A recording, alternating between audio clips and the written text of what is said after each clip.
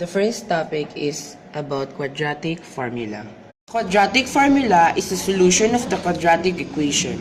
There are other ways to solve the quadratic equation instead of using the quadratic formula, such as factoring, completing the square, or grouping.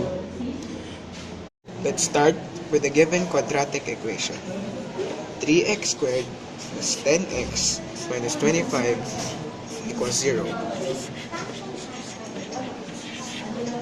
Here A is equal to 3, B is equal to 10, and C is equal to negative 25. The quadratic formula is x equals to negative b, positive negative, the square root of b squared minus 4ac over 2a. Substitute your given to the quadratic formula. After the substitute, now you can solve the equation and follow the operation. Final answer is x is equal to 5 over 3 or x is equal to negative 5. The second topic is nature of roots. The definition of nature of roots.